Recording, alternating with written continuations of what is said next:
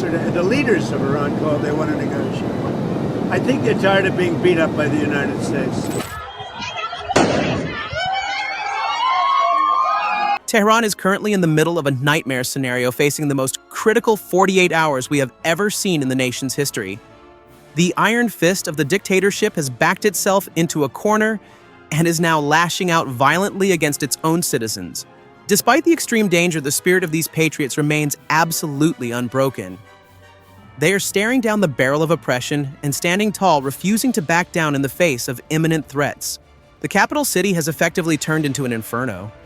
We are talking about massive gridlock as 1.5 million furious protesters have completely shut down the major highways, bringing the city to a standstill. It is a domino effect right now. The strongholds of the Revolutionary Guard are being overrun one after another, and we have received reports that the religious command structure in Mashhad has totally crumbled. Even though the mullahs tried to pull the plug and enact a total blackout, they could not stop the signal. Elon Musk's Starlink satellites have punched right through that digital iron curtain, allowing the entire world to witness this regime's collapse in real time. Following the directive from Reza Pahlavi issued directly from Washington, D.C., urging the nation to commit to a general strike, the stakes have never been higher. Supreme Leader Khamenei is now staring at a lose-lose situation. He has run out of moves, and there are only two paths left on the table for him. As you can see from the footage, the turning point here depends on the people holding their ground. They must keep control of the streets and fortify those barricades to stop the regime's enforcers from regaining any territory. The message is crystal clear: wave the white flag immediately or prepare to face the full force of President Trump's air power raining down from above. We are watching history be rewritten before our very eyes as Tehran falls. This city has become the epicenter of a global shift in power. Ironically, despite being the very heartbeat of the theocracy, the capital was the first domino to tip over. The government lost its grip on the city faster than anyone anticipated. I am here to give you the raw intelligence, nothing else. I am committed to sharing these events with total transparency. No clickbait, no hype, just the cold hard facts on the ground. To keep this independent reporting going strong, I need you guys to have my back and show your support. Go ahead and smash that like button right now. It helps us beat the algorithm and ensures this critical news reaches as many patriots as possible. While the initial spark was lit on January 8th, 2026, the moment the regime's backbone truly snapped was the night of January 9th, right there on Andarzgu Street in Tehran. The state media tried to spin this, claiming it was just a minor insurrection caused by a few fringe groups and troublemakers. But the intelligence coming out of the war zone tells a completely different story. It screams one thing loud and clear: a total systemic meltdown of the government. These freedom fighters have evolved far beyond holding signs and chanting slogans. This is no longer a standard protest. It is a revolution. They have seized key highways and occupied government buildings with a level of coordination that looks more like a special forces operation than a civilian riot. We saw over 100,000 people pack into a single avenue. That kind of massive concentration completely overwhelmed and paralyzed the regime's security protocols. Predictably, the dictators responded the only way they know how, by attempting a total digital strangulation of the populace. The Ministry of Communications hit the panic button, activating the kill switch protocol intended to sever the country's main internet backbone connection. At approximately 8 p.m. on the evening of January 9th, network traffic across Tehran and the western provinces flatlined instantly. Their plan was brutal and simple: isolate the nation from the rest of the world so they could carry out a massacre under the cover of digital darkness. But that playbook failed miserably because they underestimated the power of asymmetric technological warfare. Thanks to the brave Iranian diaspora, Elon Musk's Starlink terminals were smuggled across the border, ready to be deployed. These devices completely bypassed the regime's restricted intranet, rendering their censorship tools useless. Video footage kept flooding out through VPN tunnels. Instead of hiding their crimes, the digital blackout just proved to the world that the regime was in a state of absolute panic. The dynamic on the battlefield shifted rapidly from civil unrest to full-blown asymmetric urban warfare. It did not matter if they were from the wealthy districts in the north or the working-class neighborhoods of the south. 1.5 million people flooded into Andarzgu Street. The sheer math was against the government. The size of the crowd far exceeded what the security forces were physically capable of containing.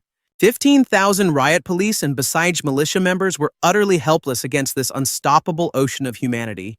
The primary headquarters of the Basij, the regime's most feared paramilitary thugs located in Sadat Abad, became the main target. Protesters laid siege to the facility, torched their logistical depots, and burned their technical equipment to the ground. The most shocking tactical development, however, was the civilian takeover of a Revolutionary Guard military installation. This happened down in Fars province, and it proves that this movement has evolved to a dangerous new level. We're now looking at the potential for legitimate armed resistance. The people are done just shouting slogans in the street. They are systematically dismantling the regime's apparatus of oppression and physically seizing control of strategic choke points. In a stunning reversal, the regime's security forces have gone from being the hunters to becoming the prey. With their backs firmly against the wall, the mullahs played their final, most dangerous card: nuclear blackmail. According to classified intelligence leaked to Western agencies, Iran issued a direct threat. If you attack us, we will produce a functional nuclear weapon within 24 hours. Technically speaking, that is a confession. They are admitting their uranium enrichment has hit weapons-grade levels of 90%, and all that is left is the final assembly. But let's be real, this threat isn't a show of strength. It is a desperate flail of useless aggression from a dying regime. The Trump administration saw right through the bluff and immediately flipped the script on them. The White House issued a chilling warning that shattered the regime's nuclear strategy. If a single protester loses their life, we will personally target khamenei. Right now, we are tracking significant military activity as American C-17 Globemaster heavy lifters are wheels up out of Ramstein Air Base in Germany. These massive aircraft are lighting up radar screens, providing undeniable proof that this administration isn't just talking tough. These aren't empty threats. The United States is actively gearing up for a potential kinetic intervention. Make no mistake, what we are seeing on the ground is far more than a political uprising. It is a full-blown explosion resulting from total economic and environmental implosion. For years, the ruling regime has completely drained the country's water reserves, driven by gross mismanagement and deep-seated corruption that has finally caught up with them. We are looking at bone-dry reservoirs around Tehran, and the situation is dire. The agricultural sector has completely crumbled, and now millions of citizens face the terrifying threat of thirst, transforming public anger into a desperate battle for survival. Behind every chant and every march, there is a demand not just for political freedom, but for access to water, the most basic human right there is. This proves that the resistance is evolving into a raw struggle for existence, a fight that goes down to the wire. This fire will not be extinguished no matter how hard the regime crackdowns. The logic is brutal but simple. If there is no water, there is no obedience. It is a stark and unforgiving equation, and the ruling clerics find themselves on the losing end of that math. We are witnessing a calculated strategy of economic strangulation taking hold across the nation. The Karg Island oil terminals, the financial lifeline of the leadership, along with the bustling bazaars of major cities, have ground to a halt due to a massive coordinated general strike. When the merchant class shuts its doors, the heart of the Iranian economy stops beating. And this is the exact same mechanism that brought down the Shah back in the revolution of 1979. Only this time the needle has swung around, and it is pointing directly at Khamenei. The walkout by oil workers has effectively severed the regime's cash flow, instantly cutting off the money supply at the source. Tankers destined for China are sitting empty, unable to load cargo, creating a massive supply shock that threatens not just Tehran's stability, but Beijing's energy security as well. As the rial freefalls to historic lows in the black market, the government has plunged into a severe liquidity crisis, reaching a point where they are arguably unable to cut paychecks for their own security forces. You can see the psychological collapse playing out in a war of symbols across the country. The banners flying in the streets are no longer those of the Islamic Republic. Instead, we are seeing the lion and sun flag everywhere, representing thousands of years of Persian identity and a drive toward modernity. This shift in imagery is the most concrete visual evidence we have that the people are not just rejecting the current administration, but they are actively dismantling the entire structure of the Islamic State, established in 1979, and rejecting its whole value system. By draping this flag over statues from Tabriz all the way to Tehran, the public is declaring that the regime's ideological legitimacy has completely evaporated. Citizens are looking back at the Pahlavi era as a golden age, and they are openly expressing a deep yearning for a secular nation-state to replace the current theocracy, chanting slogans like, "Reza Shah, may your soul rest in peace." This sentiment is creating a domino effect that is shattering the circle of loyalty within the regime's inner ranks. The fact that regular police and certain security units are standing down or even joining the protesters shows that the barrier of fear has been smashed. The single most dangerous moment for any dictatorship is when the officers put down their batons and start marching alongside the people. There are swirling reports that the leadership plans to fly in foreign militias from Lebanon or Hezbollah operatives to crush the dissent. which is a tacit admission that the regime has completely lost touch with its own citizens and is essentially operating as an occupying force in its own capital. But let's be real, no mercenary squad stands a chance against a tidal wave of 1,500,000 angry protesters. In short, Prince Reza Pahlavi's declaration that final victory is ours, combined with his direct appeal to Donald Trump to keep his promises, has provided critical political direction to what was previously leaderless rage on the streets. President Trump's direct threat against Supreme Leader Khamenei has triggered widespread panic among the regime's security elite. Generals and top officials are now forced to make a hard choice: go down with the ship or sacrifice the leader to save their own skins. The spike in private jet activity at Tehran's airport and leaked escape plans to Moscow indicate one thing: the rats are jumping off the sinking ship. The regime is not just being attacked from the outside, it is crumbling from within. This blaze in Tehran represents more than just a change in government. It signifies the total demolition of the strategic architecture built by Moscow and Beijing in the Middle East. And, without a doubt, one of the biggest losers in this scenario is Vladimir Putin. Remember, Iran is the primary supplier of the Mashhad, 136 kamikaze drones that Russia relies on for its war in Ukraine, serving as a critical logistical backdoor to bypass Western sanctions. If Tehran falls or slides into civil war, the consequences are immediate and would mean an instant severance of Russia's military supply chain. Meanwhile, on the Chinese front, the situation is shaping up to be an absolute energy nightmare. By purchasing 90% of Iran's oil exports, Beijing hasn't just been securing its energy needs, but it has been actively challenging the hegemony of the US dollar by conducting these trades in yuan, and that entire arrangement is now at risk. However, the relentless attacks hammering Karg Island, coupled with the very real possibility of a total regime flip, have placed China's primary source of cheap strategic oil in immediate and catastrophic danger.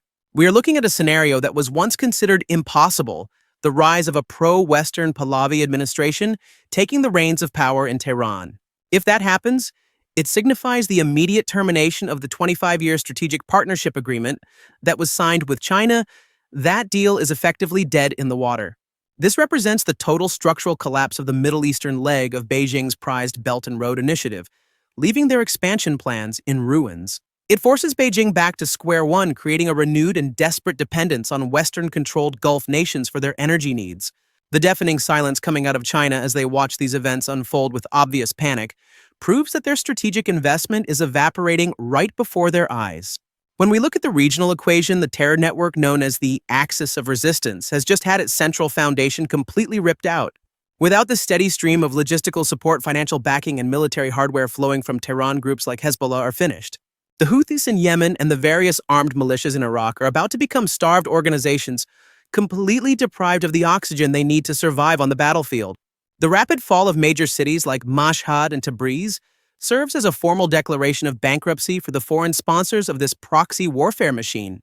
The chants echoing from the Iranian people shouting, "My life for Iran," have proven once and for all that this decades-long foreign policy adventure was a complete sham. It has absolutely zero legitimacy in the eyes of the citizens who have completely rejected the regime's global ambitions. From the perspective of the United States and our allies, this means the single greatest security threat we have faced in decades has finally been neutralized. And the incredible part is this wasn't achieved by a foreign military invasion, but by a grassroots popular revolution exploding from within. Arguably the greatest strategic victory in history. We won this without firing a single American bullet. Trump's bold declaration that he would dismantle the regime's leadership shattered the myth of diplomatic immunity these dictators thought they had. The United States is done playing the role of the passive observer who sits on the sidelines and just issues statements saying, "We are deeply concerned." We are back to being an active, dominant player on the world stage, changing the rules of the game in real time. The deployment of heavy-lift C-17 aircraft to the region is proof that this rhetoric has teeth. It sends a crystal-clear message, and not just to Iran. It is also a direct warning to Russia, currently bogged down in Ukraine, and to China, as they continue to ramp up pressure on Taiwan. The takeaway is unmistakable: when you cross American red lines, the consequences will be severe, swift, and absolutely inescapable. Seeing Iran pivot back to the Western alliance under the historic banner of the Lion and Sun marks the most significant turning point we have seen. We are talking about a massive shift in the Eurasian balance of power not seen since the end of the Cold War, creating a new security architecture from the Caspian Basin to the Persian Gulf. The fires that raged through the streets of Tehran on the night of January 9th didn't just illuminate the skyline. They signaled a new era. They heralded the death knell of a 47-year theocracy and triggered the first massive geopolitical earthquake of the 21st century. The Khomeini regime tried to plunge the nation into darkness with an internet kill switch, but ironically, that blackout provided the perfect cover for their own destruction. The moral bankruptcy that officials like Pezeshkian admitted to has now spiraled into a total physical collapse of the state apparatus. This is a force of nature that heavy tanks cannot crush and bullets can no longer intimidate. The entity that acted as Russia's drone warehouse, China's discount gas station, and the Middle East chaos factory has been flattened by the will of its own people. All of this is unfolding while Trump's fighter jets scream overhead, dominating the airspace and ensuring no interference. The voice of Crown Prince Pahlavi is resonating over the airwaves, and we are seeing millions of people flooding the public squares in solidarity. History is being rewritten right before our eyes. The old guard has run out of places to escape and nowhere left to hide. I'm going to stay on top of this developing story to bring you the latest updates. Make sure to smash that like button and subscribe to the channel. If you want to help keep this operation running and your financial situation allows it, consider buying a channel membership. I've priced it at the absolute minimum for you guys. Thank you so much for watching and for your continued support. Stay safe out there.